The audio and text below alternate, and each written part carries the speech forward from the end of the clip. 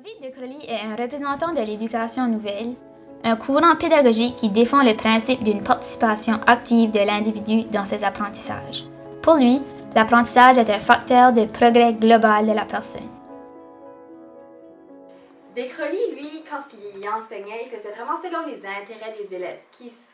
Aujourd'hui, on s'accentue vraiment sur cet aspect-là où c'est nos intentions en tant qu'enseignants, de vraiment mettre l'accent sur les intérêts des élèves, la façon des élèves.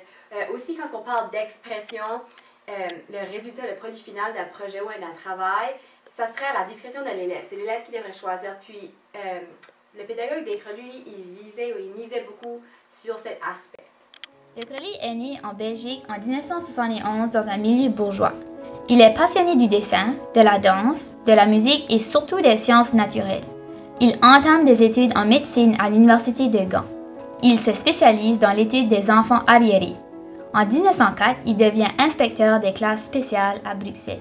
Il y a un médecin en pédiatrie qui avait proposé à De Crowley de s'occuper d'une étude par rapport aux enfants qui étaient dits anormaux. Puis De Crowley a accepté, mais à une condition, c'est qu'il pouvait faire ça avec ces enfants-là chez lui, dans sa propre demeure, avec ses propres enfants. Donc, il a pu entamer ce projet-là. Puis ça démontre à quel point il était passionné par rapport aux enfants qui étaient anormaux. Puis à la fin, après plusieurs longs processus, il a remarqué que ces enfants-là qui étaient dits anormaux pouvaient se développer autant que des enfants normaux. En 1907, De Crowley fonde l'école L'Ermitage pour enfants normaux. Il recherche un moyen d'enseigner qui soit plus cohérent sans segmenter les apprentissages des élèves en différentes disciplines et matières. Il tente de créer un milieu social mixte où les élèves développent leurs responsabilités collectives.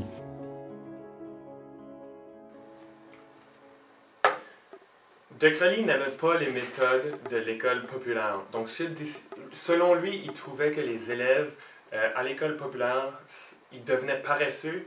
Et en plus de ça, l'école ne les préparait pas nécessairement à la vie de tous les jours. Donc, ce qu'il s'est décidé de faire à ce moment-là, c'est de créer sa propre école pour les élèves normaux.